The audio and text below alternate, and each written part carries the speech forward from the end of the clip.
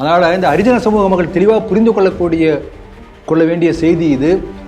உங்களை ஏமாற்றி உங்களை வைத்து பிழைப்பு நடத்தி கொண்டிருக்கக்கூடிய ஒரு ஏமாற்றக்கூடிய அரசு இந்த திமுக அரசு. நம்மளே பார்த்துருக்கோம். ஒரு காலத்துல கள்ள உறவு கள்ளக்காதல் சொன்னதெல்லாம் இன்னைக்கு போய் இன்னைக்கு அதை எப்படி நியாயப்படுத்துறாங்க? திருமணம் கடந்த உறவு. அப்போ ஒரு மட்டமான ஒரு சோசியல் கான்டாக்ட், ஒரு அமைப்பை ஒரு செயலை அங்கீகாரம் செய்யக்கூடிய விதமாக அதுக்கு ஒரு நல்ல வேர்டு கொடுக்குறாங்க, காயின் பண்றாங்க. அப்ப திராவிடம் என்றைக்கு தமிழகத்தில் வந்ததோ அன்றைக்கே இப்படிப்பட்ட கலாச்சார சீரழிவு வந்துவிட்டது. மனைவி துணைவி இணைவி என்னமோ பேர் கொடுக்குறாங்க.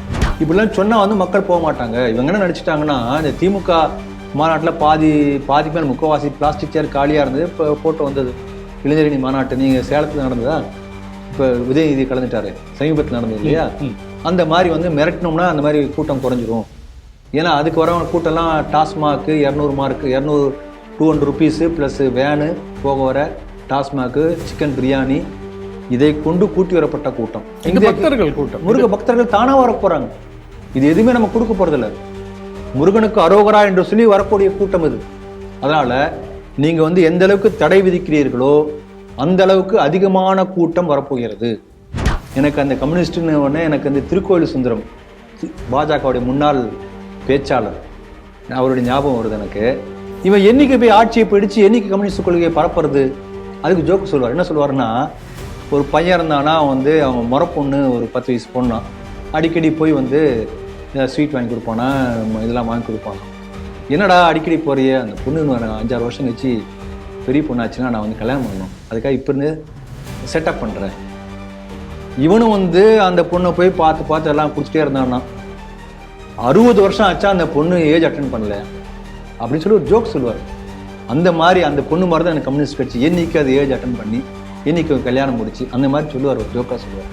ஆகவே என்றைக்குமே கம்யூனிஸ்ட் கட்சி நம்ம நாட்டில் ஆட்சியை பிடிக்கவே முடியாது என்பதற்கு அதுக்கு உதாரணம் சொல்லுவார். இவங்க கூட்டணி தயவு இல்லாமல் ஒரு இடத்துல சீட்டு கூட வாங்க முடியாது, இவங்களால உண்டி தான் கொடுக்க முடியும், வேறு பண்ண முடியும். அப்ப 2000 வருஷத்துக்கு முன்னாடி இருந்த இந்த பழக்கத்தை, ஒரு குறிப்பை, ஒரு வழிபாட்டை, ஒரு பிறநாள் கொண்டாட்டத்தை 400 ஆண்டுகளுக்கு முன்பு கண்டுபிடிக்கப்பட்ட கிர்காரியன் கேலண்டர் கொண்டு போய் ஜனவரி 15 எப்படி கொடுக்க முடியும்? எப்படி கான்ட்ராடிக்ஷன், முரண். அப்போ உங்க அரசியல் லாபத்துக்காக நீ இந்த மாதிரி பண்ணிருக்கீங்களா இல்லையா? இது ஒரு முதல் கேள்வி கேட்டார். ரொம்ப ஒரு பெரிய பாம் தூக்கப்பட்ட மாதிரி ஒரு கேள்வி கேட்டார். அருமையான கேள்வி. இந்த முழு நிகழ்ச்சி சிடிவியில் ஒளிபரப்பாகி இருக்கிறது. அதனுடைய இணைப்பு லிங்க் இங்கேயே கீழே இருக்கும், இந்த வீடியோ கீழே இருக்கும். எல்லோரும் அதை தயவு செய்து அவசியம் பாருங்கள்.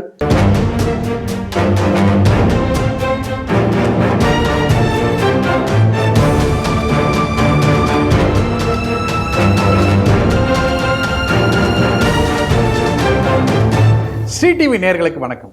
செய்திகள் சிந்தனைகள் நிகழ்ச்சிக்கு உங்களை அன்புடன் வரவேற்கின்றோம். இன்றைய செய்திகள்: 322 மாணவர் விடுதிகளில் உணவுக்கு தட்டுப்பாடா? அதிர்ச்சி செய்தி.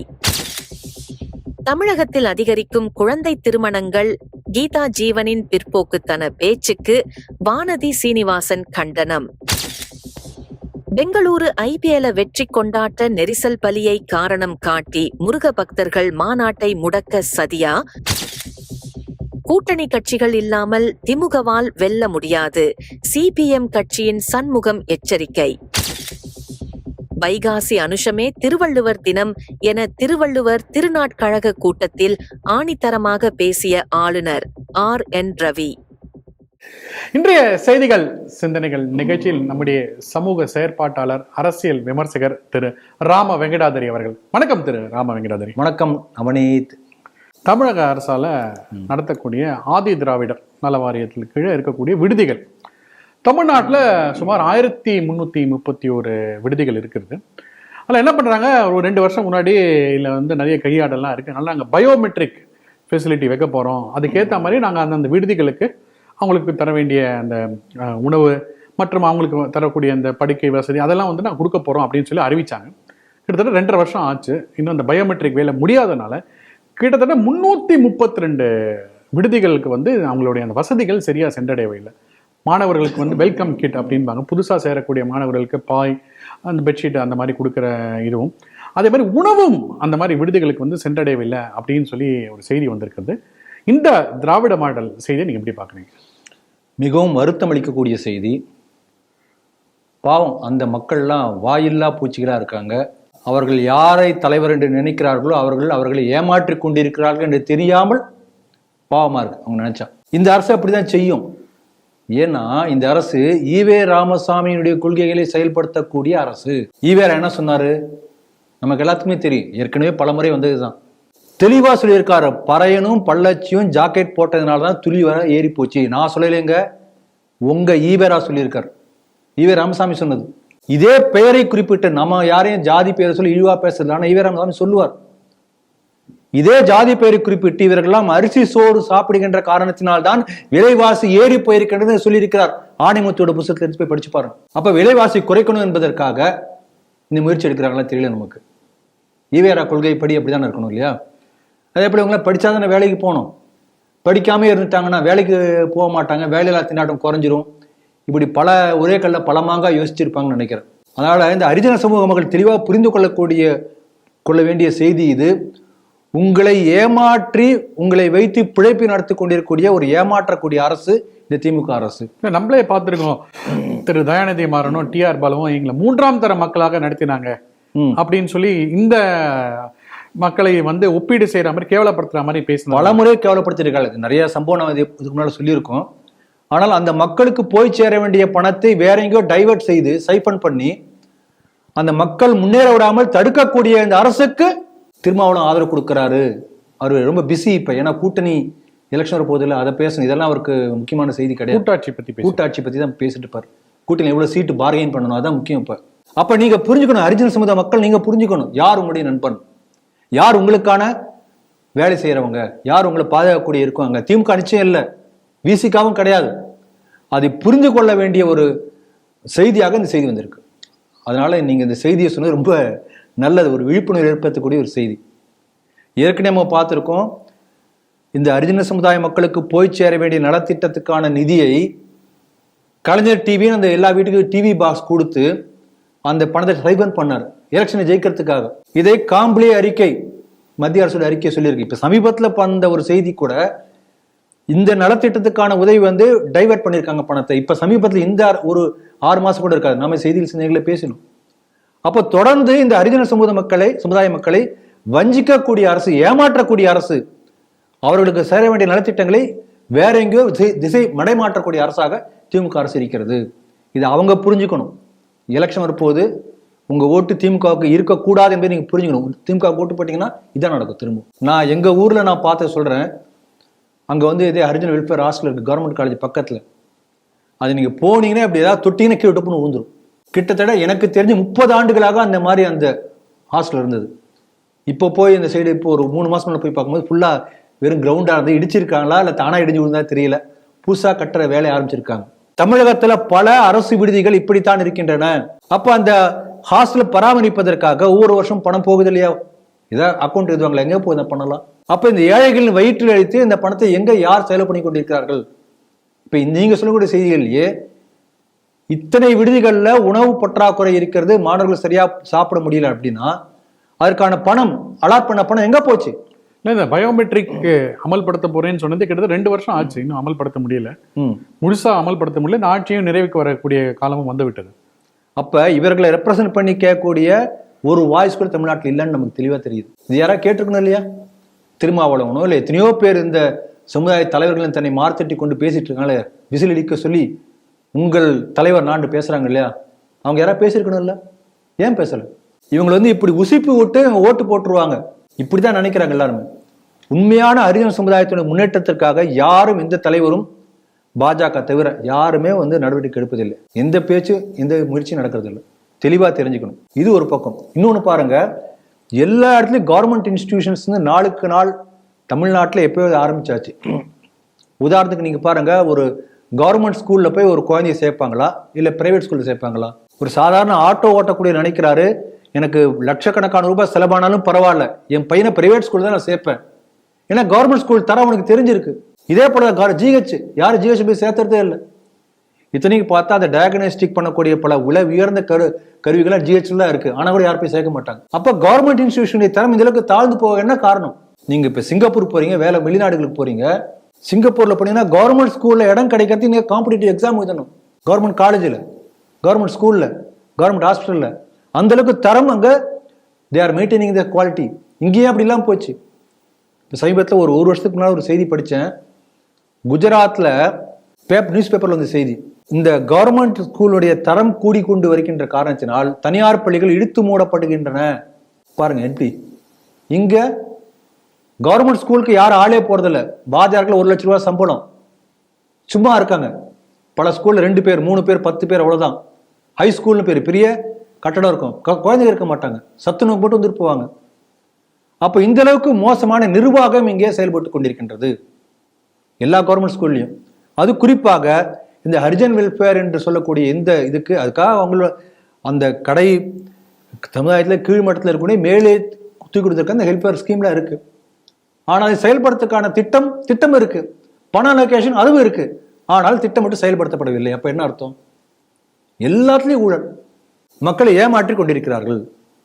இதான் நடந்து கொண்டிருக்கிறது. அதனால இது ஒரு நல்ல ஒரு விழிப்புணர்வு அவர்களுக்கு ஏற்படுத்தும். திருமாவளவன் போன்ற தலைவர்கள் பின்னால் நீங்கள் போவதை நிறுத்தினால்தான், திமுகவுக்கு ஓட்டு போடுவதை நீங்கள் நிறுத்தினால்தான் நீங்கள் முன்னேற முடியும் என்கின்ற விழிப்புணர்வை ஹரிஜன சமுதாய மக்களுக்கு ஏற்படுத்தக்கூடிய செய்தியாக இந்த செய்தியை நான் பார்க்கிறேன். அமைச்சர் கீதா ஜீவன் என்ன சொல்றாங்கன்னா 1098, அதாவது உமன்ஸ் ஹெல்ப்லைன், அதில் வரக்கூடிய பெரும்பாலும் ஃபோன் கால் பார்த்தீங்கன்னா போக்சோ வழக்குகளாகவும் குழந்தை திருமணங்களாகவும் இருக்கு அப்படின்னு சொல்லி சொல்றாங்க. அதுக்கு முக்கியமான காரணம் இதனால இந்த போக்சோ வழக்குகள், இந்த குழந்தை திருமணம்லாம் எதுக்கு ஒரு முக்கியமான காரணமா இருக்கு அப்படின்னு சொல்லி பார்த்தோன்னா, இந்த 10 வயசுலேருந்து 15 வயசு டீனேஜ் கீழே 13 வயசு அப்படின்ற இருக்கக்கூடிய காதல் பயப்படுறாங்க மாணவிகள், பெண்கள் அப்படின்றனால தான் குழந்தைகள். அதனால தான் இந்த மாதிரி போக்சோ வழக்குகளும் இந்த மாதிரி குழந்தை திருமணம் அதுக்கான கேஸ்கள் நிறைய வருது அப்படின்னு சொல்லியிருக்காங்க. இதற்கு பாரதிய ஜனதா கட்சியோட கோவை எம்எல்ஏ திரு வானதி ஸ்ரீனிவாசன் வந்து கடுமையான கண்டனத்தை தெரிவிச்சிருக்காங்க. இந்த செய்தி நீங்க எப்படி பாக்குறீங்க? அவங்க அதாவது ரொம்ப என்ன சொல்றது, தன்னுடைய பொறுப்பை தட்டி கழித்து பேசுவது போல பேசியிருக்காங்க. ஒன்று. ரெண்டாவது, அந்த பெண்களை கொச்சைப்படுத்துவது போன்றும் ஒரு துணி வருகிறது. இப்போ என்னுடைய கேள்வி என்னன்னா, இப்போ இதே ஒரு 100 வருஷத்துக்கு முன்னாடி, 50 வருஷத்துக்கு முன்னாடி, அப்போ இந்த ஆண் பெண்கள் எல்லாம் தான் இருந்தாங்க. அப்போ ஏன் இந்த மாதிரி நடக்கலை? அப்போ போக்சோ சட்டமே இல்லை, அதனால போக்சோ சட்டம் பாயலன்ட்டுலாம் இந்த மாதிரி குற்றங்கள் அதிகம் நடக்கல இல்லையா? அப்போ என்ன காரணம்? அப்போ ஒரு பிரச்சனை வருகின்றது என்று சொன்னால் அதுக்கான மூல காரணத்தை கண்டுபிடித்து சரிப்படுத்தக்கூடிய பொறுப்பு ஒரு அமைச்சருக்கு இருக்கணும். அதை விட்டுட்டு இதுதான் காரணம், இவங்க தப்பிக்கிறாங்க, எஸ்கேப். அது நல்லதில்லை. ஒரு அமைச்சருக்குரிய அழகு அது கிடையாது. அவர் என்ன சொல்றாருன்னா, இப்போ பாருங்க, ஒரு பெண்கள் வந்து இப்போ சீக்கிரமாகவே ஏஜ் அட்டன் பண்றாங்க, பல இடங்கள்ல பார்க்குறோம், 10 வயசுலேயே வந்துடுறாங்க. அதுக்கு பல காரணங்கள், உணவு பழக்கம் மாறி இருக்கிறது, இந்த ஜங்க் ஃபுட் நிறைய சாப்பிட்றாங்க, இதெல்லாம் அந்த காரணமா இருக்குன்னு சொல்றாங்க. நமக்கு தெரியாது, விஞ்ஞானபூர்வமா பல கருத்துக்கள் இருக்கலாம்.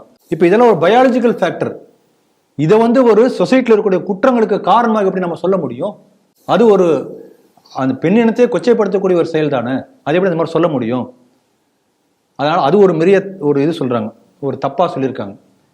இன்னொன்று பாருங்க, அந்த காலத்துல பாத்தீங்கன்னா வந்து இந்த மாணவர்கள் பள்ளி பிராயத்தில் இருக்கக்கூடியவங்களுக்கு நம்முடைய ஹிந்து தர்மத்தில் என்ன சொல்லுவாங்கன்னா, அந்த பிரம்மச்சாரின்னு சொல்லுவாங்க. படிக்கக்கூடிய எல்லாத்துக்கும் பிரம்மச்சாரி தான் பேர். அவனுக்கு ஒரு விரதம் உண்டு, பிரம்மச்சரிய விரதம். படிக்கணும் என்று சொன்னாலே பிரம்மச்சரிய விரதம் உண்டு. இது ஹிந்துத்துவா சொல்லக்கூடிய கோட்பாடு. ஆனா இந்த திராவிடம் என்ன சொல்கிறது? இவங்க என்ன சொல்றாங்க? இவங்க பாருங்க, ஒரு காலத்துல வந்து கள்ள உறவு, கள்ளக்காதல் சொன்னதெல்லாம் இன்னைக்கு போய் இன்னைக்கு அதை எப்படி நியாயப்படுத்துறாங்க? திருமணம் கடந்த உறவு. அப்போ ஒரு மட்டமான ஒரு சோசியல் கான்டாக்ட், ஒரு அமைப்பை, ஒரு செயலை அங்கீகாரம் செய்யக்கூடிய விதமாக அதுக்கு ஒரு நல்ல வேர்டு கொடுக்குறாங்க, காயின் பண்றாங்க. அப்ப திராவிடம் என்றைக்கு தமிழகத்தில் வந்ததோ அன்றைக்கே இப்படிப்பட்ட கலாச்சார சீரழிவு வந்துவிட்டது. மனைவி, துணைவி, இணைவி, என்னமோ பேர் கொடுக்குறாங்க. லிவிங் டுகெதர் வந்தாச்சு, அதை அங்கீகரிக்கிறார்கள். இன்றைக்கு மீடியாக்கள் முழுக்க திராவிடஸ்தான், இவங்க பேசக்கூடிய திராவிடர்களுடைய கையில இருக்கு. இந்த குறிப்பா சொல்லும்போது திமுக கையில இருக்கு, எல்லாம் தானே கண்ட்ரோல் பண்றாங்க. இதுல வரக்கூடிய இந்த டிஸ்கஷனா இருக்கட்டும், நிகழ்ச்சியா இருக்கட்டும், இந்த கமல்ஹாசன் இப்ப நிகழ்ச்சி நடத்தினார் ஒண்ணு, பெட்ரூம் குள்ளார கேமரா வச்சு நடத்துவாரு. அது என்ன, இப்பதான் அது பேர் என்ன, பிக் பாஸ். எல்லா பெண்களும் பார்த்துட்டு இருக்காங்க. அதுல என்ன கருத்து சொல்லப்படுகிறது? எல்லா ஆபாசம். சின்ன சின்ன குழந்தைகளை வைத்து பாருங்க, சூப்பர் சிங்கர் நிகழ்ச்சி நடத்துறாங்க. அதுல வரக்கூடிய அந்த பெண்களை பார்த்தோன்னே முதல் நாள் நல்லா ட்ரெஸ் பண்ணிட்டு வர்றாங்க. அந்த ஜட்ஜெல்லாம் என்ன சொல்றாங்க, நீ இந்த மாதிரி ட்ரெஸ் பண்ணக்கூடாது, தலை விரிச்சு போட்டுக்கணும், பொட்டு வைக்கக்கூடாது, மாடர்னா இருக்கணும். இன்னும் நீங்க இப்படி இருக்கீங்க, பாடர்ன் இப்படி இருக்கக்கூடாது. அப்ப இந்த குழந்தைகள் மனசுல இப்படிப்பட்ட எண்ணங்களை விதைப்பது யார்? மீடியாக்கள். அந்த மீடியாக்களை கண்ட்ரோல் பண்றது யாரு? இவங்க தான். அப்ப இந்த ஆபாச உணர்வை ஏற்படுத்தக்கூடியது இவர்கள். ஏதாவது சினிமா பாட்டு அந்த எல்லாம் சொல்லவே ஆபாசமா இருக்கு, சுணுங்கிறது. அந்த பாட்டெல்லாம் வந்து இந்த சின்ன குழந்தைங்க கேட்கறாங்க, அவங்க மனசுல என்ன தொடர்றான்னு செய்யும். குறிப்பா சமீப காலமா ரெட் ஜெயிண்ட் நிறுவனங்கள்லாம் இந்த மாதிரி படங்களை தயாரிச்சுட்டு வரதையும் பார்க்கணும். ஆமா, ரெட் ஜெயிண்ட் படங்கள் எல்லாமே அப்படிதான் இருக்கிறது. அந்த காலத்துல நீங்க சினிமா படம் பாத்தீங்கன்னா, நான் சொல்றது 30 வருஷத்துக்கு 40 வருஷத்துக்கு முன்னாடி சொல்றேன், அந்த ஒவ்வொரு படத்துல ஒரு மெசேஜ் இருக்கும். கண்ணதாசன் படம்லாம் எடுத்து பாருங்க, பாட்டு எம்.எஸ். விஸ்வநாதன் இசை, பாட்டு கேட்க நல்லா இருக்கும். இப்போ ஒரே சத்தம் தான் வருது, அது வேற விஷயம். அப்ப சினிமா அப்படிதான் இருக்கிறது. அது போக நீங்க வந்து சின்ன திரையில எப்படி இருக்கும் பாருங்க, எல்லா டபுள் பொண்டாட்டி, புருஷனை பழி வாங்குறது, பொண்டாட்டி இப்படிதான் இருக்கும் முழுக்க, கதை முழுக்க. அப்போ ஒரு தமிழகத்தையே கெட்டு குட்டிச்சோறு ஆக்கியிருக்கு இந்த மீடியா மூலமா. அவங்க இப்ப சின்ன திரையில எல்லாம் கை மொபைலுக்கு வந்தாச்சு, குழந்தைங்க அதையும் பாக்குறாங்க, ஓடிடி சீரியல் எல்லாம் பாக்குறாங்க. அப்ப இது எல்லாத்துக்கும் வந்து யார் பொறுப்பு? சமுதாயத்தை சீரழிக்கக்கூடிய வேலையை இந்த குடும்ப டிவியும் இவங்க நடத்தக்கூடிய நிகழ்ச்சிகளும், இந்த ரெட் ஜெயண்ட் போன்ற இவங்க நடத்தக்கூடிய சினிமாக்களும் எல்லாத்தையும் செஞ்சுட்டு பழியை தூக்கி அந்த பெண் குழந்தைகள் மேல் போட்டா என்ன நியாயம்? அது மாநாட மயிலாட நிகழ்ச்சி நிறைய ஹாப்பி ஸ்ட்ரீட், அதுக்கு அமைச்சரே பங்கு கொள்வார், அவரே தொடக்கி வைப்பார். அந்த ஹாப்பி ஸ்ட்ரீட் நீங்க டிவியில பார்த்தாவே காண சகிக்காது, அதை வேற போட்டிருந்தேன், அவ்வளோ கேவலம். அதை வந்து உசி போடுறாங்களே குழந்தைங்களை, நீங்க இப்படி பேசுங்க, இப்படி பண்ணுங்க. அதாவது நல்ல குடும்ப பெண்களையும் அவங்க மனசுல வந்து இப்படிப்பட்ட ஒரு பேதிக்கக்கூடிய மாதிரி கேள்வி கேட்டு அவங்கள தயார்படுத்துறாங்களாம். அப்ப சமுதாயத்தை கெட்டு சீரழிக்கக்கூடியவர்கள் இவர்கள். பாலுறவை தூண்டுற மாதிரி படங்கள், போஸ்டர்ஸ் எல்லாமே. அப்புறம் கெட்டு போன பிறகு போக்சோ சட்டத்தில் வந்தானே உடனே பழியை தூக்கி இன்னொரு இடத்துல போடுது. அதை சீர் செய்ய வேண்டிய வேலை அவர்களுக்கு இருக்கிறது. அதனால ஹிந்துத்வா வந்தா இதெல்லாம் சரியாகும். ஆரம்பத்தில் சொன்ன இந்த பிரம்மச்சரியம் பத்தி சொன்னேன். இங்க ஒவ்வொரு பெண்ணையும் வந்து பூஜிப்பார்கள். கன்யா பூஜை, கன்னி பெண்கள் கன்யா பூஜையா இது பண்ணுவாங்க. கல்யாணமாச்சு சுமங்கலி பூஜை. அப்ப பெண்களை பூஜிக்கக்கூடிய நாடு நம்முடைய நாடு. நீங்க ஜோகிஜி பாத்தீங்கன்னா அந்த கன்யா பூஜை நவராத்திரி சமயத்துல வந்து ஒரு சின்ன குழந்தைக்கு ஒரு பூஜை பண்ணுவார், கால் அலம்பி விட்டு பூஜை பண்ணுவார். பார்க்கல, நீங்க நிறைய படம் வந்திருக்கு, பார்த்துருப்பீங்க. அப்போ பெண்களை தாயாக தெய்வமாக நினைக்கக்கூடிய இந்த நாட்டுல பெண்களை ஒரு போகப் பொருளாக பார்க்கக்கூடிய உணர்வை ஏற்படுத்தியது யாரு? இந்த திராவிட கருசடைகள் அல்லது இந்த கிறிஸ்டியன் மிஷினரி மூலம் அதனுடைய முகமுடியாக வரக்கூடிய இந்த மீடியாக்கள் இவைதான். ஆகவே திராவிடம் ஒழிந்தால், திராவிடம் அகன்றால் தமிழ்நாடு உருப்படும். ஹிந்துத்துவ கருத்துக்கள் வந்தால் இப்படிப்பட்ட சீர்கேடுகள் குறையும். அதான் என்னுடைய கருத்து. மதுரையில் ஜூன் 10லேருந்து ஜூன் 22 வரைக்கும், குறிப்பாக சொல்லலாம் ஜூன் 22 அன்னைக்கு வந்து மதுரையில் முருக பக்தர்கள் மாநாட இந்து முன்னணி அமைப்பு ஏற்பாடு பண்ணியிருக்காங்க. இது அறிவித்ததுலேருந்தே இல்லை வந்து பாஜக நாங்களும் இதை எடுத்து பண்ணுவோம், இணைந்து செய்வோம் அப்படின்னு சொன்னதுலேருந்தே ஒரே ஒரு இடபாடுகள், அதாவது வந்து எப்படி தடுக்க முடியும், அமைச்சர் இந்து சமய அறநிலையத்துறை அமைச்சருடைய ஒரு ஸ்டேட்மெண்ட், அப்படி பல தரப்புலேருந்து ஒரு கடுமையான விமர்சனங்களை வைக்க ஆரம்பிச்சாங்க. இதை வந்து எப்படியாவது நடத்தக்கூடாது அப்படின்ற ஒரே ஒரு குறிக்கோளை வந்து நடக்கிறத நம்ம பார்க்குறோம். அதில் என்ன பண்ணுறாங்க, இந்து முன்னணி சார்பாக போலீஸ் ப்ரொடெக்ஷன்லாம் கேட்டு ப்ரொசீஜரெல்லாம் கேட்கும்போது வந்து நிறைய ஆட்சேபங்கள் இருக்குது. உடனே என்ன பண்ணாங்க, கோர்ட்டில் போய் கேஸ் ஃபைல் பண்ணும்போது அங்கே இருக்கக்கூடிய நீதி அரசரே கேட்குறாங்க, நீங்கள் கொடுக்கக்கூடிய அந்த கேள்விகள் ஆட்சேபனைகள்லாம் எல்லாம் ஏற்படுதே இல்லை அப்படின்னு சொல்லி நீதியரசர் சொல்றாரு. அதில் என்ன முக்கியமான ஒரு ரீசன் என்ன சொல்றாங்கன்னா, சமீபத்தில் கர்நாடகா காங்கிரஸ் ஆட்சியாளர்கள் அந்த ஆர்சிபி இந்த ஐபிஎல்ல வின் பண்ண அந்த அணிக்கான ஒரு வெற்றி கொண்டாட்டத்தை அதை அரேஞ்ச் பண்ணி அதில் நடந்த பல உயிர் சேதங்கள்லாம் பார்த்தோம். அந்த மாதிரி ஒரு உயிர் சேதங்கள் மதுரையில் இந்த முருக பக்தர்கள் மாநாட்டில் வரத்துக்கான சாத்தியக்கூறு இருக்கு. அதனால இதுக்கு வந்து ஒரு தடை வேணுன்ற மாதிரி அரசு தரப்புல இருந்து ஒரு ஆட்சேபம் சொல்லியிருக்காங்க. இந்த செய்தி நீங்க எப்படி பாக்குறீங்க? இந்த செய்தியில முதல்ல எனக்கு புரிஞ்சது என்னன்னா, கர்நாடகால அந்த கிரிக்கெட் வெற்றி விழாவுக்கு ஏற்பட்ட அந்த கூட்டம் இருந்தது இல்லையா, அந்த அளவுக்கு கூட்டம் முருகர் பக்தர் மாநாட்டுக்கு வரப்போகின்றது என்று அரசு புரிந்து கொண்டு விட்டது, ஒப்புக்கொண்டு விட்டது. அது முதல்ல நமக்கு புரிஞ்சது அதுதான். இது ஒத்துட்டு இருக்காங்க. ரெண்டாவது, இப்படி கட்டுக்கடங்காத கூட்டம் வரும்போது அதை நிர்வாகிக்க தெரியாம தவறிய கர்நாடக அரசை போல நாங்களும் திறமையற்ற போலீஸ் தான், கூட்ட நெரிசலை எங்களுக்கு சமாளிக்க தெரியாது அப்படின்னு ஒப்புதல் வாக்குமூலம் கொடுத்துருக்காங்க. அப்படிதான் அதை பார்க்க முடியுது. பாருங்க, உலக அதிசயமா இருக்கக்கூடிய கும்பமேளா கிட்டத்தட்ட கோடிக்கணக்கான பேர், ஒரு சில நாள்ல 1 கோடி பேருக்கு அளவுக்கு குளிச்சிருக்காங்க. ஆனா எந்த விதமான ஒரு ஸ்டாம்பீட் நடந்தது. அதுல கூட பார்த்தீங்கன்னு சொன்னால் அன்றைக்கு அந்த மௌனி அமாவாசை அன்னைக்கு நடந்திருக்கு. அன்னைக்கு நாங்க நான் அதே நாள்ல நாங்க ஸ்நானம் பண்றேன். அந்த நிகழ்ச்சி நடந்து ஒரு 4 மணி நேரம் கழிச்சு நான் போறேன். அந்த அளவுக்கு கூட்டம். ஆனா அவ்வளவு அழகா கிரௌடு மேனேஜ் பண்றாங்க. அந்த ஸ்டாம்பீட் வந்து முடிச்ச பிறகு கூட உடனே அது வந்து வெளியிலேருந்து வந்த ஆட்களால் ஏற்பட்டது என்று அந்த ரிப்போர்ட் வந்தது. அப்புறம் அது என்ன முழு விவரம் நமக்கு தெரியல. ஆனாலும் கூட அதன் பிறகு பல நாட்கள், கிட்டத்தட்ட 3 வாரத்துக்கு மேல சிறப்பாக நடந்து எந்த பிரச்சனையும் வரல. எல்லா நாளும் கோடிக்கணக்கான பேர் வந்திருக்காங்க. மொத்தமா பார்த்தா உலக வேர்ல்டு ரெக்கார்டு. இது வரைக்கும் யாரும் இந்த கும்பமேளா ரெக்கார்டை இது வரைக்கும் யாரும் முறியடிக்கவே முடியாது. முறியடிச்சா நாம தான் முறியடிக்கணும். அந்த அளவுக்கு கிரௌட் மேனேஜ்மெண்ட் அழகா பண்ணியிருக்காங்க. அப்படி இருக்கும்போது ஒரு நாள் நிகழ்ச்சி உங்களால வந்து மேனேஜ் பண்ண முடியாதா?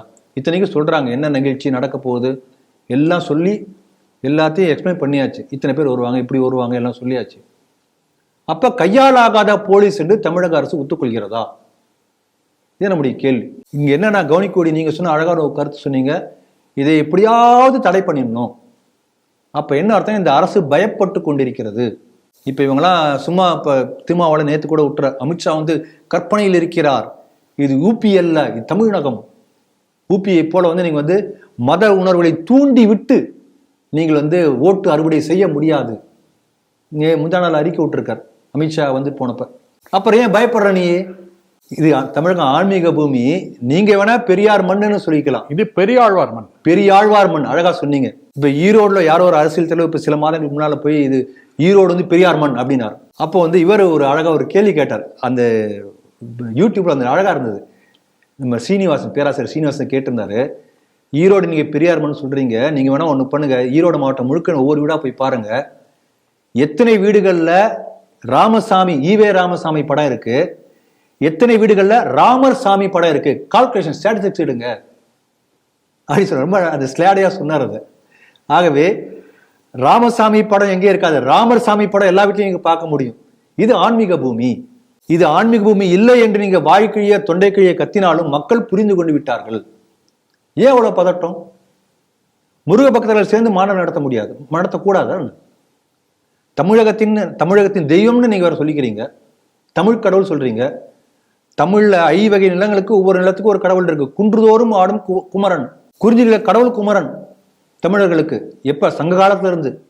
அப்ப எங்களுடைய குறிஞ்சி நில கடவுள் குமரனுக்காக நாங்க பக்தர்களா சேர்ந்து ஒரு மாநாடு நடத்தக்கூடாதா? இத கேள்வி.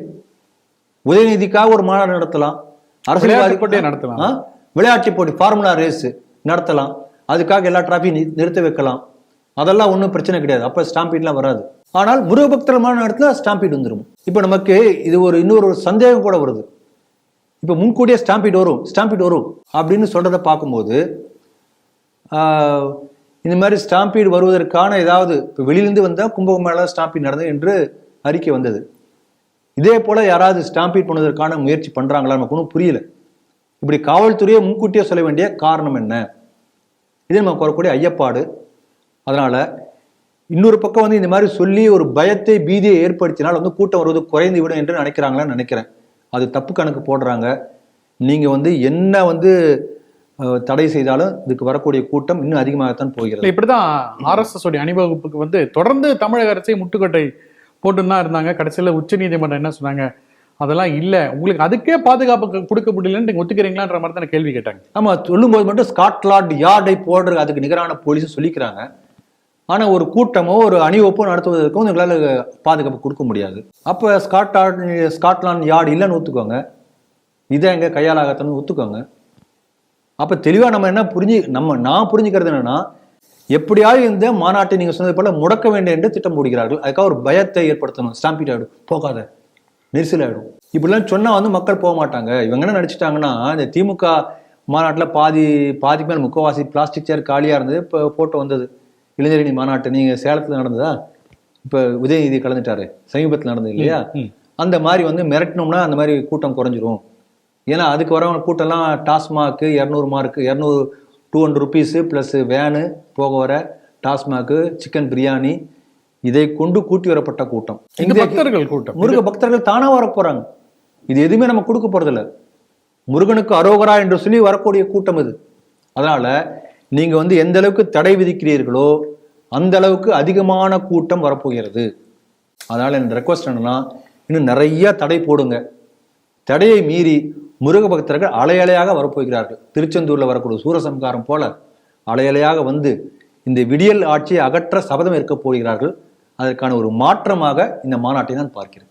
ஏற்கனவே நமக்கு தெரியும் 2019 தேர்தல் நிதியில திமுக என்ன சொன்னாங்க, ஒரு 10 கோடி ரூபாய் நாங்கள் தேர்தல் நிதியாக மார்க்சிஸ்ட் கம்யூனிஸ்ட் கட்சி கொடுத்தோம். அதே மாதிரி கம்யூனிஸ்ட் கட்சிக்கு ஒரு 15 கோடி, இன்னொரு கூட்டணி கட்சிக்கு ஒரு 10 கோடி, கிட்டத்தட்ட 25 கோடி ரூபாய் வந்து நாங்கள் தேர்தல் நிதியாக கம்யூனிஸ்ட் கட்சிக்கெல்லாம் கொடுத்தோம் அப்படின்னு சொன்னாங்க. அந்த மாதிரி பணம் வாங்கி கொண்டோம் அப்படின்னு அவங்க சொல்லலை. திமுக சொன்ன பிறகுதான் மார்க்சிஸ்ட் கம்யூனிஸ்ட் கட்சியுடைய நிலைமை நமக்கு தெரிஞ்சது. இப்போ அவங்களுக்கு என்னமோ தெரியல, பற்றாக்குறையா என்னன்னு தெரியல. இப்போ அவங்க ஒரு அதோடைய தலைவர், மாநில தலைவர் என்ன சொல்றாருன்னா, கூட்டணி கட்சிகள் இல்லாமல் திமுகவில் ஆட்சி செய்ய முடியாது அப்படின்னு ஒரு பகிரங்கமான ஒரு மிரட்டல் விட்டுருக்காரு.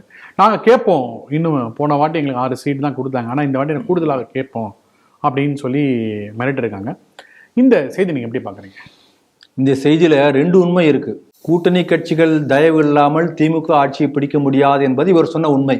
கூட்டணி சேராமல் கம்யூனிஸ்ட் கட்சியால எதையும் எந்த சீட்டையும் வாங்க முடியாது என்பது இன்னொரு உண்மை. பணமும் வாங்க முடியாது. ஆமா, பணமும் வாங்க முடியாது.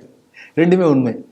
அதனால முதல் உண்மையை இந்த கம்யூனிஸ்டினுடைய நிலைப்பாடை பார்ப்போம், அதை பத்தி பார்ப்போம், அப்புறம் திமுகவுக்கு வருவோம். எனக்கு அந்த கம்யூனிஸ்ட்னு உடனே எனக்கு அந்த திருக்கோயில் சுந்தரம், பாஜகவுடைய முன்னாள் பேச்சாளர், அவருடைய ஞாபகம் வருது எனக்கு. அவர் அடிக்கடி பொதுக்கூட்டத்தில் பேசும்போது சொல்லுவார். அவர் என்ன சொல்லுவார்னா, இந்த கம்யூனிஸ்ட் கட்சிகளும் இந்த ஆர்எஸ்எஸும் அமைப்பு ஒரே சமயத்தில் தான் வந்தது, தோன்றிய காலகட்டம் பார்த்தீங்கன்னா.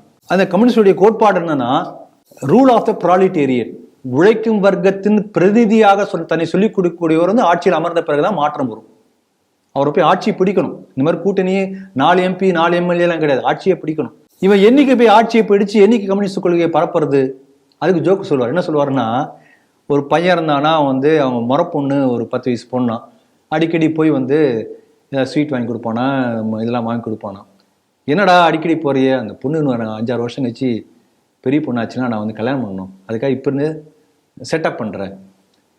இவனும் வந்து அந்த பொண்ணை போய் பார்த்து எல்லாம் குடிச்சிட்டே இருந்தான்னா 60 வருஷம் ஆச்சா அந்த பொண்ணு ஏஜ் அட்டன் பண்ணல அப்படின்னு சொல்லி ஒரு ஜோக் சொல்லுவார்.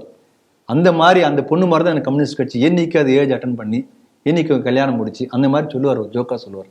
ஆகவே என்றைக்குமே கம்யூனிஸ்ட் கட்சி நம்ம நாட்டில் ஆட்சியை பிடிக்கவே முடியாது என்பதற்கு அதுக்கு உதாரணம் சொல்லுவார். இவங்க கூட்டணி தயவு இல்லாமல் ஒரு இடத்துல சீட்டு கூட வாங்க முடியாது, இவங்களால உண்டி தான் கொடுக்க முடியும், வேறு பண்ண முடியாது. வேணா அங்கங்கே சில தொழிற்சங்கங்கள்ல சில சீட்டு பிடிக்கலாம், ரயில்வே தொழிற்சங்கம், பஸ் தொழிலாளர் சங்கம் அப்படி. ஆனால் ஆட்சியை பிடிக்கலாம் வாய்ப்பே இல்லை. இதே கம்யூனிஸ்டுடைய நிலைமை. இப்போ திமுக நிலைமைக்கு வருவோம். முதலாக 1967ஆம் ஆண்டு இவர்கள் தேர்தலை வந்து ஜெயிச்சது ராஜாஜி ஒத்துழைப்போடு தான். அதன் பிறகு 71 அடுத்த தேர்தல் வரும்போது கூட காமராஜை ஒழிக்கணும் என்பதற்காக காங்கிரஸ் வந்து கை கொடுத்து ஒரு தேர்தலையும் காங்கிரஸ் நிற்காம வரலாற்று சாதனை பண்ண பிறகுதான் திமுக ஜெயிச்சது. அதன் பிறகு வந்த ஒவ்வொரு தேர்தலும் எங்கெல்லாம் திமுக ஜெயித்திருக்கிறதோ எல்லாமே கூட்டணி கட்சியுடைய முயற்சியால் மட்டும்தான், கூட்டணியின் பலத்தின் மூலமாகத்தான் திமுக ஆட்சியை பிடித்திருக்கிறது. தோல்வியும் அப்படிதான். தோல்வியும் அப்படித்தான். தோல்வியும் கூட்டணியால் தான், ஜெயிச்சது கூட்டணியால் தான். தனியா திமுக என்று ஒரு பெரிய ஒரு செல்வாக்கோ பலமோ தனித்து ஆட்சி அமைக்கக்கூடிய அளவுக்கு தமிழகத்தை பொறுத்தவரை அந்த மாதிரி பண்ண ஒரே ஒருத்தர் ஜெயலலிதா மட்டும் தான் ஒரு முறை பண்ணியிருக்காங்க. அந்த இடத்த நிட்டு நிரப்பக்கூடிய அளவுக்கு யாருமே தமிழகத்தில் எந்த கட்சியும் இல்லை. அந்த உண்மையை தான் இப்போ சொல்லியிருக்காரு. இந்த உண்மை திமுகவுக்கும் தெரியும், எல்லா தோழமை கட்சிகளுக்கும் தெரியும்.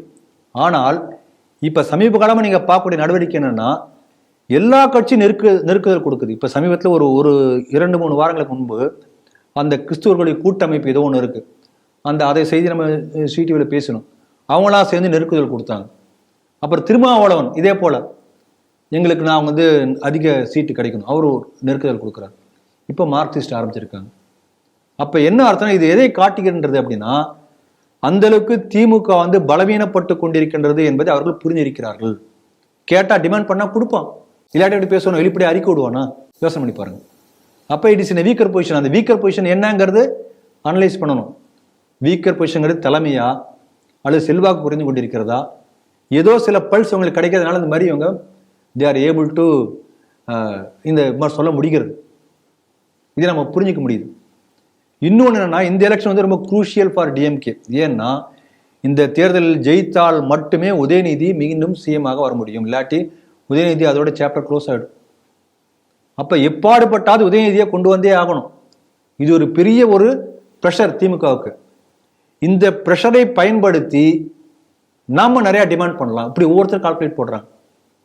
அப்ப திமுக என்ன பண்ணும்? நிச்சயமாக உதயநிதியை காப்பாற்றுவதற்காக, அந்த குடும்பத்தை காப்பாற்றுவதற்காக கூட்டணி கட்சிகளுக்கு நிறைய இடம் கொடுக்க வாய்ப்பு இருக்கிறது. அதன் மூலம் பல முக்கியமான திமுக கட்சி சேர்ந்தவர்களுக்கு சீட்டு கிடைக்காம போக வாய்ப்பு இருக்கிறது. இதனால ஒரு வகையில பார்த்தால் திமுகவுக்கு ஒரு பின்னடைவு தான் ஏற்படும். நிச்சயமாக கட்சிக்கு ஒரு பெரிய பின்னடைவு ஏற்படக்கூடிய வாய்ப்பு ஏற்படும் என்று நினைக்கிறேன். பார்ப்போம், போக போக தெரியும். கான்ஸ்டியூஷன் ஆஃப் இந்தியா, அதாவது அரசியல் சாசனத்தில் ஹெட் ஆஃப் த ஸ்டேட், ஒரு மாநிலத்துடைய தலைமை யார் அப்படின்னா கவர்னர், ஆளுநர் தான் அப்படின்னு ரொம்ப கிளீனாக இருக்கிறது. மேற்கு தமிழக ஆளுநர் ஆர்.என். ரவி நேற்றுக்கு இந்த திராவிட கும்பலுக்கு வந்து ஒரு நிதர்சனமான உண்மையை சொல்லியிருக்காரு. என்னன்னா, திருவள்ளுவர் உடைய அவதார தினம், அதாவது பிறந்த தினம் என்ன அப்படின்னு சொல்லி பார்த்தீங்கன்னா, தமிழ் பஞ்சாங்க பிரகாரம் வைகாசி அனுஷ நட்சத்திரம், இதுதான் திருவள்ளுவர் அவதரித்த நாள். எப்போ நடுவில் ஒரு 450 வருஷம் வந்த ஜார்ஜேரியன் கேலண்டரை வச்சு நீங்கள் எப்படி பல 100 ஆண்டுகள் பிறந்த திருவள்ளுவர் வந்து நீங்கள் கணிக்க முடியும்? இதுவே ஒரு போலி அப்படின்ற ஒரு செய்தியும் சொல்லியிருக்காரு.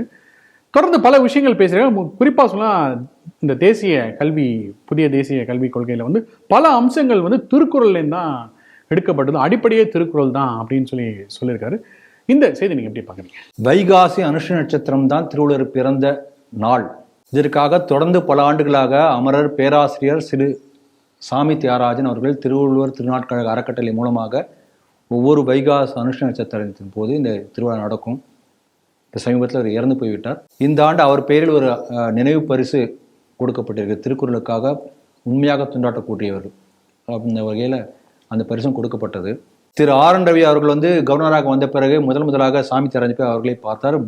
பாலகௌதம வேதவிஞ்ஞான ஆராய்ச்சி சிடிவியுடைய நிறுவனர் 2 பேர் போய் பார்த்தாங்க. அவர் புரிந்து கொண்டார். அப்போ இருந்து ஒவ்வொரு ஆண்டும் வைகாசி அனுஷத்தின் போது திருவள்ளுவர் கோயிலுக்கு வந்துடுவார். சென்ற ஆண்டு கவர்னர் மாளிகையிலே இந்த திருவிழா நடத்தினார், அவரே நடத்தினார். இந்த ஆண்டு திருவள்ளுவர் திருநாட்கழகம் சார்பாக மாம்பழத்தில் நிகழ்ச்சி நடைபெற்று வந்திருந்தார். அதில் கவர்னர் பேசிய உரை முழுக்க சிடிவிலே வந்திருக்கிறது, தினமலரில் லைவில் வந்திருக்கிறது, தந்தி டிவியில் லைவில் வந்திருக்கிறது. தயவுசெய்து எல்லாம் பார்க்கணும். ரொம்ப தெளிவாக சொல்லியிருக்காரு. நீங்கள் சொன்னது போல திருவள்ளுவருடைய காலத்தை கணிக்கும் போது கிட்டத்தட்ட 2000 ஆண்டுக்கு மேற்பட்டவர் என்று வந்து தமிழறிஞர்கள் சொல்றாங்க. அதை இவங்க ஏத்துக்கிறாங்க, எல்லாருமே ஏத்துக்கிறாங்க.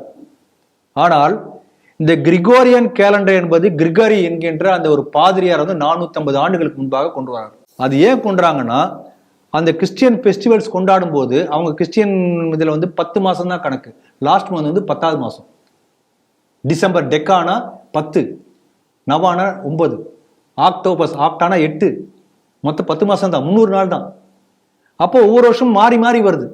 இது என்னடா பெரிய கணக்கார சொல்லி பார்த்து எல்லாத்தையும் அடுக்கி கிடுக்கி இந்த ஃபில் அப் த பிளாங்க்ஸ் மாதிரி வெற்று இடங்களை நிரப்புவதற்காக அட்ஜஸ்ட் பண்ணி 2 மாதத்துக்கு குறுக்க போட்டு அப்படி வந்த கிரிகோரியன் கேலண்டர். அப்படி வந்த பிறகு பார்த்தா திருப்பியும் 4 வருஷத்துக்கு ஒரு முறை எல்லாம் உதைக்குது. அப்புறம் பார்த்தா 365 நாள் ஆகுது சுற்றி வரதுக்கு. அப்போ இந்த 4 வருஷத்துக்கு ஒரு தடவை ஒரு 1 டே லீப் இயர் போட்டு இப்படி ஃபில் அப் த பிளாங்க்ஸ் வந்து கிரிகோரியன் கேலண்டர். இந்த கிரிகோரியன் கேலண்டருக்கும் பிளானட்டரி பொசிஷனுக்கு சம்பந்தமே கிடையாது. வானத்தில் உள்ள கோள்களுடைய ரிலேட்டிவ் பொசிஷன்ஸ் வித் எர்த், அதுக்கும் இந்த கிரிகோரியன் கேலண்டருக்கு எந்த சம்பந்தமும் கிடையாது. ஆனால் நம்முடைய தமிழ் கேலண்டர் என்பது, அல்லது சந்திரமானம் சூரியமானம் 2 வகையாக நம்ம கணிக்கிறோம். சூரியனை மையமாக வைத்தோ சந்திர மையமாக வைத்தோ அந்த சுழற்சியை மையமாக வைத்து நம்ம இங்கிருந்தே கணிக்கிறோம். இந்த பஞ்சாங்கம் என்றதற்கு பெயர்.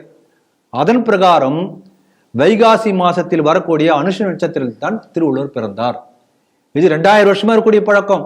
அப்ப 2000 வருஷத்துக்கு முன்னாடி இருந்த இந்த பழக்கத்தை, ஒரு குறிப்பை, ஒரு வழிபாட்டை, ஒரு பிறநாள் கொண்டாட்டத்தை 400 ஆண்டுகளுக்கு முன்பு கண்டுபிடிக்கப்பட்ட கிரிகோரியன் கேலண்டர் கொண்டு போய் ஜனவரி 15 எப்படி கொடுக்க முடியும்? எப்படி கான்ட்ராடிக்டிங், முரண். அப்போ உங்க அரசியல் லாபத்துக்காக நீ இந்த மாதிரி பண்ணிருக்கீங்களா இல்லையா? இதை ஒரு முதல் கேள்வி கேட்டார். ரொம்ப ஒரு பெரிய பாம் தூக்கி போட்ட மாதிரி ஒரு கேள்வி கேட்டார். அருமையான கேள்வி. இந்த கேள்வி நம்ம கூட இது வரைக்கும் யோசிக்கல. 2400 நம்ம கம்பேரே பண்ணி பார்க்கலையே பாருங்க. ஆனால் தொடர்ந்து கருணாநிதி இதே போல இந்த மாதிரி அனௌன்ஸ் பண்ண உடனேயே அந்த வழக்கை தொடுத்து வேத விஞ்ஞான ஆராய்ச்சி மூலமாக பாலகௌதமன் அதுக்காக கேஸ் போட்டார். அப்பதான் வந்து சாமி தியாகராஜன் இணைந்தார். இதோடு சேர்ந்து சித்திரையே தமிழ் புத்தாண்டு என்று பெரிய முயற்சி நடந்தது. அதன் பிறகு இதுக்கும் போராட்டம் நடந்தது. அந்த தொடர்ந்த போராட்டத்துடைய வெற்றியாக நான் பார்க்கிறேன். மாபெரும் சட்ட போராட்டம். ஆமா. ஆக தமிழ் புத்தாண்டு சித்திரை என்பதையும் திருவள்ளுவர் பிறந்த தினம் வைகாசி அனுஷம் என்கின்ற வரலாற்று உண்மையை நிறுவுவதற்காக பெரிய போராட்டம் தமிழ்நாட்டில் நடந்திருக்கிறது. அந்த போராட்டத்தினுடைய வெற்றியாக இதை நான் பார்க்க முடிகிறது. இதில் என்ன ஒரு இதுனா, மறைமலை அடிகள் சொல்லியிருக்கார், வைகாசி அனுட நட்சத்திரம், அவர் சொன்ன வாட அனுடம்னு சொல்லியிருப்பார். வைகாசி அனுட நட்சத்திரம் தான் திருவள்ளுவர் பிறந்த நாள். அண்ணாத்துறை கொண்டாடி இருக்கார் அதே நாள், திருவள்ளுவர் பிறந்த நாள் 7 கிணறு பகுதியில். அதுக்கு நாத்திகராக இருந்த ஈவே ராமசாமி வாழ்த்து செய்தி அனுப்பியிருக்கிறார். வைகாசி அனுஷம் திருவள்ளுவர் பிறந்த நாள் என்பதற்கு வாழ்த்து செய்து ஆன்மீக பிரியா இருக்கக்கூடிய பெரியவார் என்று சொல்லக்கூடிய அந்த இவர் காஞ்சி மகான் கொடுத்திருக்கிறார், வாழ்த்து செய்தி அனுப்பியிருக்கிறார். அப்ப அரசியல்வாதியோ தமிழ் அறிஞர்களோ ஆன்மீகவாதிகளோ நாத்திகவாதியோ எல்லோரும் ஒப்புக்கொண்ட திருவள்ளுவர் பிறந்த நாளை அரசியல் ஆதாயத்துக்காக இவர் எப்படி ஜனவரி 15 மாற்ற முடியும்? It's a Christian agenda. அதை தோலெடுத்து காட்டியிருக்கிறார் ரொம்ப அழகாக. இன்னொரு கருத்தை அவர் என்ன சொன்னார்னா, திருக்குறள் என்பது என்னன்னா, இப்ப நம்ம இங்க என்ன ஒரு ப்ரொஜெக்ஷன்னா, திருக்குறள் என்பது ஒரு பக்கம் சமண நூல் அப்படின்னு ஒருத்தர் சொல்லுவாங்க, இல்ல பௌத்த நூல். இவங்களா ஒரு இதுதான், அதுக்கு ஒரு பார்வை கொடுக்கறது தான். சனாதன தர்மத்தினுடைய ஒரு சாராம்சம் தான் திருக்குறள். அந்த நிகழ்ச்சியிலே ஒரு வில்லுப்பாட்டு நடந்தது, அந்த குழந்தைங்க பாடினாங்க. திருக்குறளை அரங்கேற்றும் போது பாண்டிய மன்னன் உக்கிரப்புழுவை தான் அதுக்கு தலைமை தாங்குறார். அவர் பேசுறார், ஒரு பாட்டா பாடுறார். என்ன பண்றாருன்னா, நான்முகன் தன்னை மறைத்து கொண்டு முப்பாலாகிய திருக்குறளை கொடுத்தார். இதான் அவர் பாடுறார். நான்மறையின் மெய்ப்பொருளை முப்பாலாய் நான்முகத்தோன் தான் மறைந்து தந்தது திருக்குறள். உக்கிரப்புழுவை ஸ்டேட்மெண்ட். அப்ப வள்ளுவருங்கிறது என்ன? It's essence of Vedas. ஆனா இவங்க என்ன சொல்றாங்க, உலக பொதுமறை. எப்படி ஆசிப் கிறிஸ்டியனுக்கு முஸ்லீமுக்கு எல்லாருக்கும் பொதுவானது. இவர் ஏமாற்று வேலை. இருமைக்கும் ஏமை 7 பிறவிக்கும் சொல்றாரு வள்ளுவர். மறுபிறவி, முற்பிறவி, அடுத்த பிறவி. மறுபிறவி ஒத்துக்குவானா இஸ்லாம் சேர்ந்தவன்? கிறிஸ்டியன் ஒத்துக்குவானா? அவனுக்கு ஒரே பிறவி தான். இந்த பிறவியோட எல்லாம் முடிஞ்சு போயாச்சு. நீ இந்த பிறவியில் முடிஞ்சாச்சுன்னா போய் படுத்து தூங்க வேண்டியதான். பெரிய தூக்கம். திருப்பி எப்ப ஃபைனல் ஜட்ஜ்மெண்ட் டே அன்னைக்கு ஜீசஸ் எழுப்புவார், அது வரைக்கும் நீ தூங்கிட்டே இருக்கணும். அப்ப கூப்பிடுவார், கிறிஸ்டியன்லாம் அந்த பக்கம் போங்க, இன்ஃபீல்டர்ஸ் இந்த பக்கம் போங்க, நரகத்துக்கு போங்க, அனுப்புவார் அவர். இதே தான் எல்லாம் ஆப்ரஹாமிக் ரிலிஜன் தானே, குர்ஆன்லயே இதே தான் வரும். அப்ப மறுபிறவி அங்கு இடமே இல்லை. ஒரு செயலை கர்மா பத்தி சொல்றார் திருவள்ளுவர், சொல்றார். கர்மா ஒத்துக்குவானா அந்த சர்ச்சு பாதிரியாரும் இவனும் முஸ்லீம் ஒத்துக்குவானா? ஒரு தீய செயலை செய்துவிட்டால் இறைவனே இருந்தா கூட அந்த பலனை அனுபவிச்சாகணும், இந்து மதம் சொல்லுது. சர்ச்சில் என்ன சொல்றாங்க, போய் பாவ மன்னிப்பு கேட்டா கர்மா கழிஞ்சிரும், அவ்வளவுதான். பாதிரியார் ரெகனைஸ் பண்ண, ஓகே ஐ வில் ப்ரே, ஒரு டயலாக் பண்ணி நான் ஜீசஸ்ட பேசுறேன் அப்படின்னா பாவ மன்னிப்பு, அவ்வளவுதான், முடிஞ்சு போச்சு. ஆனா இங்க யார் எந்த தவறு செய்தாலும் அதுக்கான பலனை அனுபவித்தே ஆகணும். கர்மா. வள்ளுவர் அதான் சொல்றார். ராமர் ஒருத்தனை வெட்டினா கூட அதுக்கான பலனை அனுபவிக்கணும். ராமர் கடவுளா இருந்தாலும் சரி. குர்ஆன் என்ன சொல்லுது, ஒரு காஃபிரினை வெட்டி கொலை பண்ணியாச்சுன்னா அதுவும் அதுக்கான இதெல்லாம் இருக்கு, இப்படிலாம் கொள்ளணும். பிடரியை வெட்டுங்கள், கணுக்கால்களை வெட்டுங்கள், துடிக்க துடிக்க சாகடிச்சுன்னா உனக்கு சொர்க்கத்தில் இடம் கிடைக்கும், 72 கன்னிமார்கள் கிடைப்பார்கள். இப்படிதான் குர்ஆன்ல சொல்லி இருக்கிறது, ஹதீஸ்ல இப்படிதான் சொல்லி இருக்கிறது. அப்ப இதுவும் திருக்குறள் ஒண்ணாக முடியுமா? உலக பொதுமறை அல்ல, சனாதன தர்மத்தினுடைய சாராம்சம் தான் திருக்குறள். உலக பொதுமறை சொல்ல ஒரு ஏமாற்று வேலை. அதனால அழகா அவர் சொன்னார். அது நான் விளக்கமா சொல்றேன், ரொம்ப சுருக்கமா ஒற்றை வரியில சொல்லி முடிச்சிட்டாரு. என்ன எனக்கு ஆச்சரியம்னா, எந்த திருக்குறளையே எழுதி படிக்காம அப்படியே பார்த்து பேசணும், துண்டுச்சிட்டே இல்லாம பேசினார். தமிழ்நாட்டில் பல பெரிய அமைச்சர்கள், இன்னும் முதலமைச்சராக இருக்கக்கூடியவங்கலாம் கூட திருக்குறள் பார்த்து கூட சரியா படிப்பாங்களான்னு நமக்கு சந்தேகம். கிட்டத்தட்ட 4-5 குறள்களை மேற்கோள் காட்டினாரு. எனக்கு ரொம்ப ஆச்சரியமா இருந்ததுன்னா, அவர் சொன்ன ஒரு குறள் என்ன சொன்னார்னா, கற்க கசடர கற்பவை கற்றபின் நிற்க அதற்கு தக என்ற குறள் நம்ம படிச்சிருக்கோம். அவர் என்ன சொல்றாருன்னா, இதுக்கு புதிய ஒரு பார்வை கொடுத்தார். எனக்கு ஆச்சரியமா இருந்தது. நம்மை நம்முடைய சொந்த காலில் நிற்க வைப்பது எதுவோ அது கல்வி. எப்படி கொடுக்குறாரு, ரிவர்ஸ்ல இருந்து போறாரு அப்படி. அப்ப ஆத்ம நிர்பர் என்பதற்கு கல்வியை உதாரணம் கொடுக்கிறார். நான் நம்முடைய சொந்த கால் நிற்கணும், டெக்னாலஜியில நம்ம பலமா இருக்கணும், ஆத்ம நிர்பர். அப்ப கல்வி இருந்தாலும் முடியும். அதுதான் வள்ளுவர் சொல்லியிருக்காங்கிறார். ஆச்சரியமா இருந்தது அவர் இந்த பார்வை. அப்ப நம்ம நாடு செல்ஃப் ரிலையன்ட் இன் மிலிட்ரி, அது காரணம் வள்ளுவர் தான். வள்ளுவர் சொன்ன குறளின் அடிப்படையில் தான் இந்த புதிய கல்விக் கொள்கை எழுதப்பட்டிருக்கிறது. மோடியின் ஆட்சியே வள்ளுவருடைய குறளின் பிரகாரம் நடந்து கொண்டிருக்கிறது. ஆகவே வள்ளுவத்தின் ஆட்சி மோடியின் ஆட்சி என்று சொல்லி எல்லாத்துக்கும் குறளை சொல்லி அழகா சொன்னார். அதனால சனாதன தர்மத்தின் ஒரு சாராம்சமாக திருக்குறள் என்பதை ரொம்ப அழகாக சொன்னார். இது ஒவ்வொருத்தரும் திருக்குறள் படிக்கணும். தமிழ் என்று சொன்னால் மட்டும் போதாது, திருக்குறள் எப்படிப்பட்ட நூல், திருவள்ளுவர் என்று பிறந்தார் என்ற வரலாற்று உண்மைகளும் தெரிந்து கொள்வதற்கான ஒரு பெரிய ஒரு விழிப்புணர்வை அந்த நிகழ்ச்சி ஏற்படுத்தி இருக்கிறது. இந்த முழு நிகழ்ச்சி சிடிவியில் ஒளிபரப்பாகி இருக்கிறது. அதனுடைய இணைப்பு லிங்க் இங்கேயே கீழே இருக்கும், இந்த வீடியோ கீழே இருக்கும். எல்லோரும் அதை தயவு செய்து அவசியம் பாருங்கள். அதை லைக் பண்ணுங்க, கமெண்ட் பண்ணுங்க, ஷேர் பண்ணுங்க. நன்றி திரு ராம வெங்கடாதிரி அவர்கள் இன்று கருத்தை கூறியமைக்கு நன்றி. ஸ்ரீ டிவியுடைய செய்திகள் சிந்தனைகள் நிகழ்ச்சி ஸ்ரீ டிவியுடைய அபிஷியல் ஃபேஸ்புக் பக்கத்திலும், இன்ஸ்டாகிராம் பக்கத்திலும், எக்ஸ் வலைதளத்திலும், யூடியூப் பக்கத்திலும் மறக்காம லைக் பண்ணுங்க, ஷேர் பண்ணுங்க, கமெண்ட் பண்ணுங்க. அதே போல ஸ்ரீ டிவியுடைய வாட்ஸ்அப் சேனலை மறக்காம சப்ஸ்கிரைப் பண்ணுங்க. நாம பேசுற இந்த 5 செய்திகளும் தனித்தனி செய்திகளாக ஸ்ரீ டிவியுடைய அபிஷியல் ஃபேஸ்புக் பக்கத்திலும், யூடியூப் பக்கத்திலும், வாட்ஸ்அப் பக்கத்திலும் போஸ்ட் செய்யப்படும். அதையும் மறக்காம லைக் பண்ணுங்க, கமெண்ட் பண்ணுங்க, ஷேர் பண்ணுங்க. செய்திகள் சிந்தனைகள் நிகழ்ச்சியில் மீண்டும் சந்திப்போம். நன்றி, வணக்கம், ஜெய் ஹிந்த்.